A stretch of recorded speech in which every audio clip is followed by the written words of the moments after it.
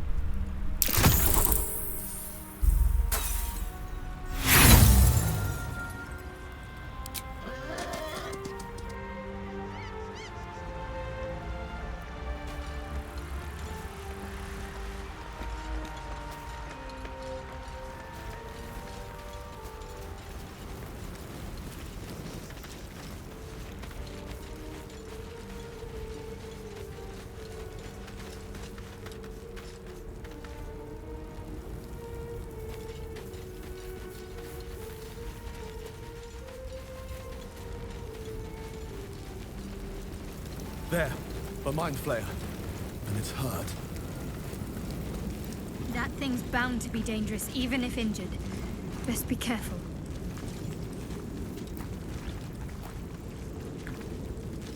You approach the dying monster. This is the thing that abducted you. You could end its life here and now, if only you didn't feel compassion. Compassion.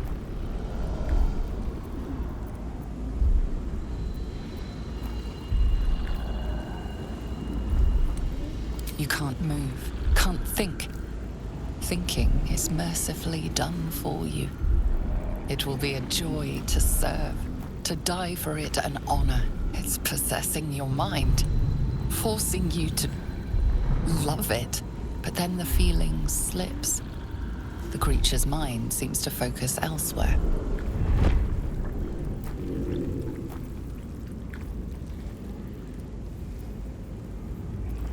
The monster lies exhausted, defeated. Its eyes, wet orange pearls, radiate malice.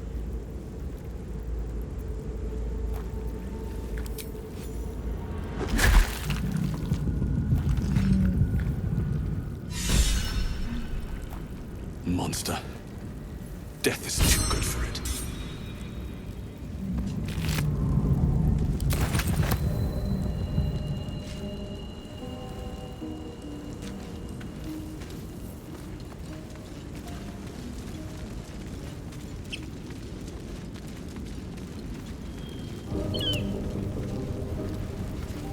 Dead goblins over there. Worth checking for supplies, maybe.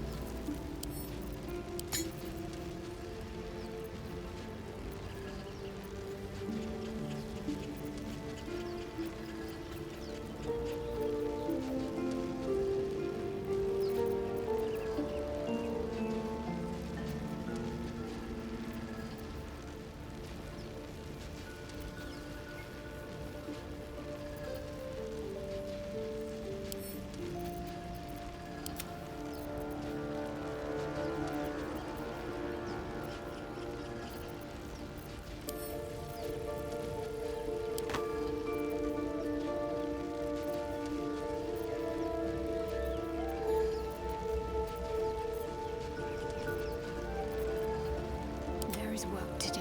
Was someone there? All right, what now?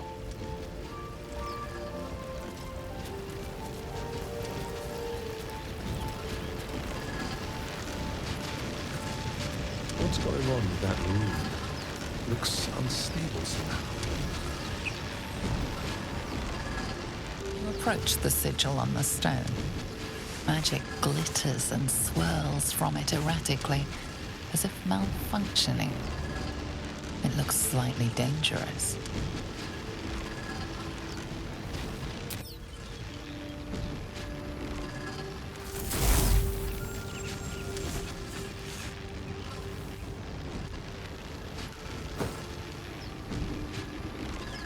A hand? Anyone?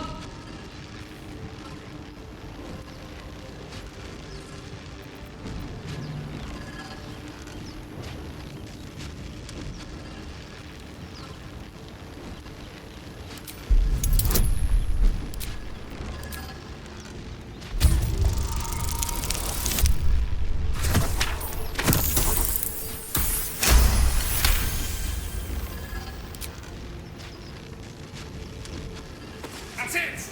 Go on! Keep pulling! Ah!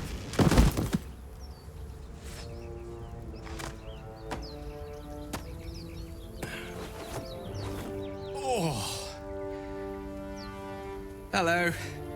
I'm Gale of Waterdeep. Apologies. I'm usually better at this.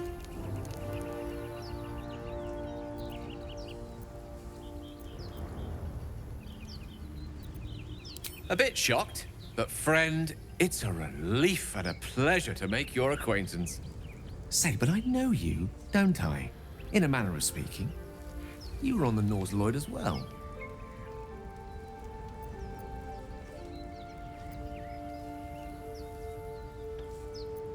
I don't know what transpired exactly, but the ship broke into pieces and I suddenly found myself in freefall. As I was plummeting to certain death, I spied a glimmer quite near where I estimated my body to impact with less than savory propulsion. Recognizing this glimmer to be magical in nature, I reached out to it with a weaving of words and found myself on the other side, as it were. How about you? How did you survive the fall?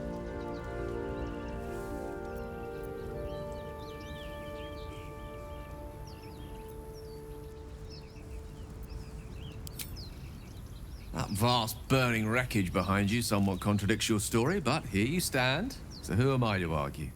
Still, swashbuckling heroics aside, I have the unfortunate suspicion your survival is still very much in jeopardy. Back on the ship, you too were on the receiving end of a rather unwelcome insertion in the ocular region, were you not?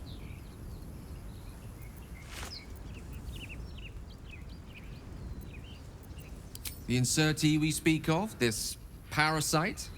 Are you aware that after a period of excruciating gestation, it will turn us into mind flayers? It's a process known as ceremorphosis, and let me assure you, it is to be avoided. You don't happen to be a cleric by any chance, do you? A doctor? Surgeon? Uncannily adroit with a knitting needle?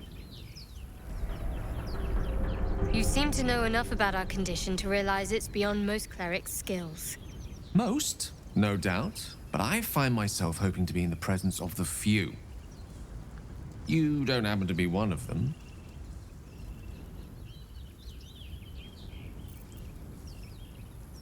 As we've established, few enough can. It's not exactly a common affliction. We're most certainly going to need a healer, and soon, too. How about we lend each other a helping hand once more and look for a healer together? Most excellent. A parasite shared is a parasite halved, or something to that effect. Oh, but before you think you're about to embark on a journey with most ill-mannered a man, thank you for pulling me out of that stone. It was an act of foresighted kindness, I assure you. For I have the feeling ample opportunities will present themselves for me to return the favor.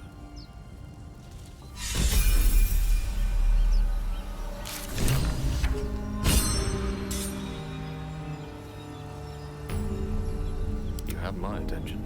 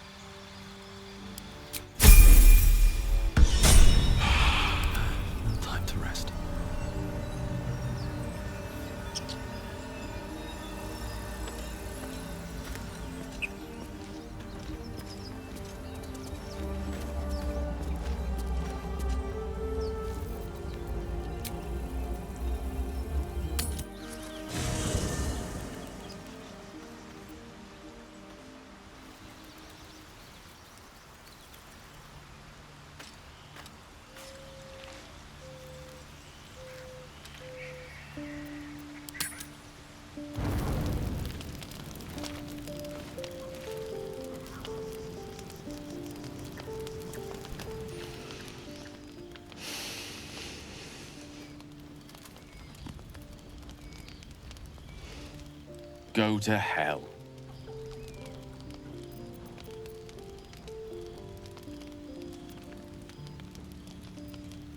Oh, nothing.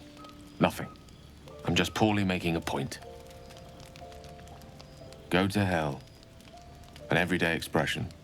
So trivial it's almost meaningless. But we've seen hell. It's real. And it isn't trivial.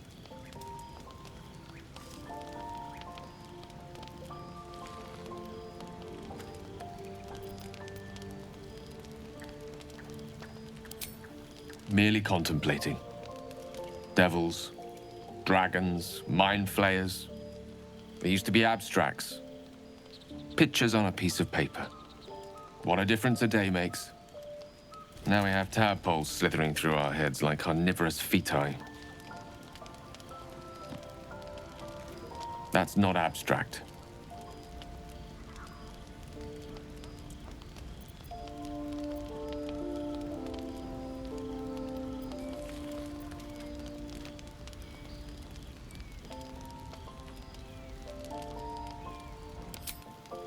Point well made.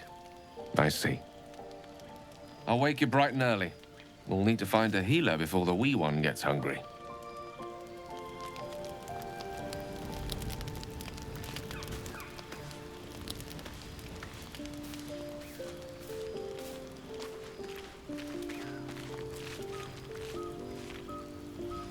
What were you two talking about?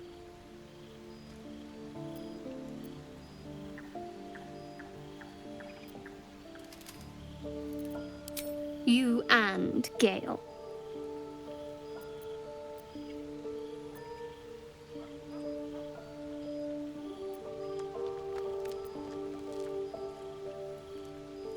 Fine. Just don't expect my confidence if I don't have yours. And just to be clear, come daybreak, finding a healer is our first priority.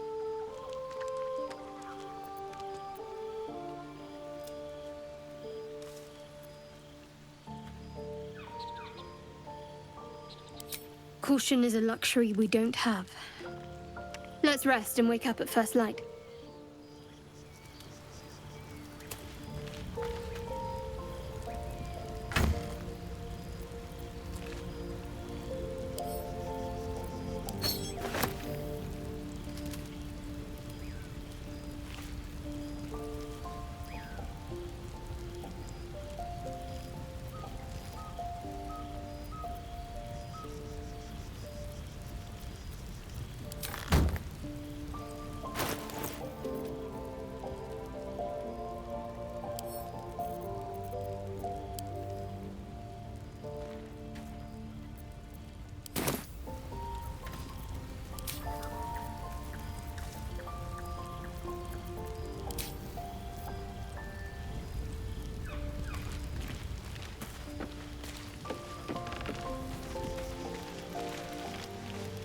Do you mind? I'm brooding.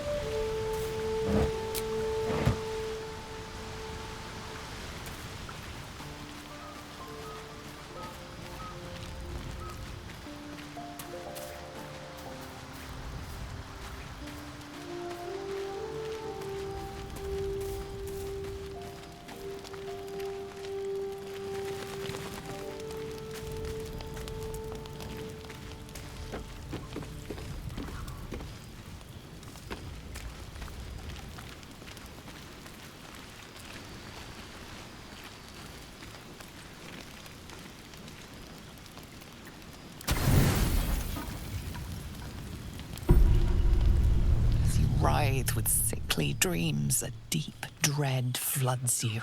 Though you have a tadpole, you know your broken mind is not like the others who bear the worm.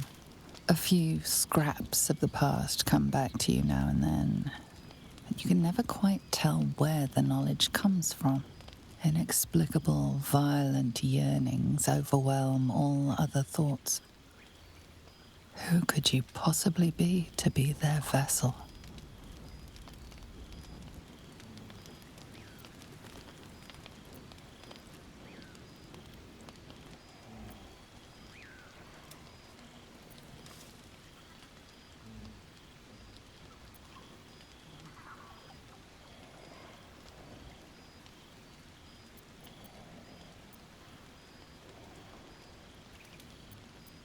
Images of the Underdark's famed torments sometimes flicker in your head, but your place amongst your kin seems long lost.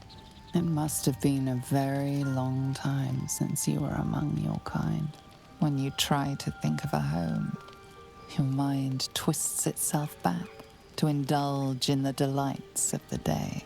You recall waking up, hearing the pounding war drum of blood. How much you treasured the sight of the first corpse you touched.